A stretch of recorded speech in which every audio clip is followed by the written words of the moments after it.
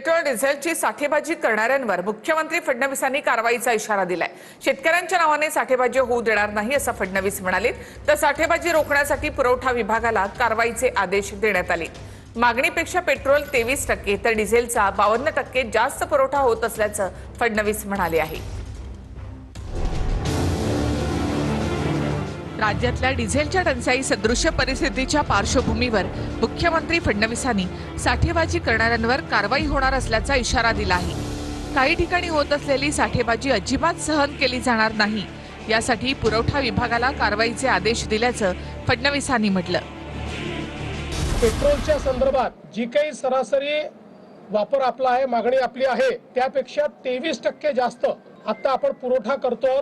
23% मागणी वाढलेली आहे आणि डिझेलच्या संदर्भात तर ही मागणी 52% वाढलेली आहे। 52% जास्ती पुरवठा आपण करतो। म्हणजे सरासरी मागील वर्षी किंवा याही वर्षी प्रतिदिनाचा जो पुरवठा या काळातला, त्या पुरवठ्यापेक्षा 52% जास्त डिझेल हे आता पेट्रोल पंपाच्या माध्यमातून आपण पुरवतो। कुठेतरी याच्यात साठेबाजी होते आहे असे निदर्शनास येत आहे। त्या संदर्भात पुरवठा विभाग आणि गृह विभाग हे जॉईंटली आता कारवाई करतील। मुख्यमंत्री फडणवीसांच्या आदेशानंतर आता साठेबाजी रोखण्यासाठी गृह विभाग आणि नागरी पुरवठा विभाग संयुक्तपणे कारवाई करणार आहे। राज्यामध्ये पेट्रोल डिझेलची झालेली विक्री आपण पाहूया।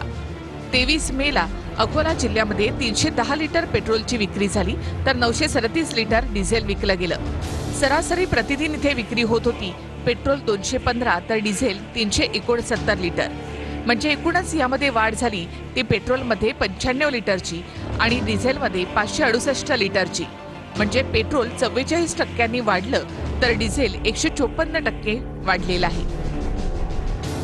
जळगाव जिल्ह्यामध्ये पेट्रोल 23 मेला 651 लिटर तर डिझेल 1478 लिटर विकलं गेलं। तर सरासरी प्रतिदिन इकडे विक्री होत होती 452 लिटर आणि 799 लिटर, म्हणजे पेट्रोलमध्ये वाढ झाली 199ची तर डिझेलमध्ये वाढ झाली 679ची। म्हणजे पेट्रोल 44% तर डिझेल 85% वाढलं।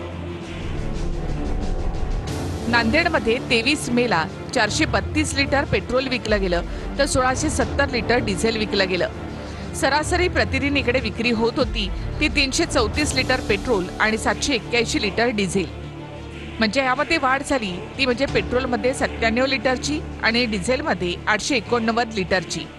म्हणजे एकूणच पेट्रोलमध्ये 29% वाढ झाली तर डिझेलमध्ये 114% वाढ झाली।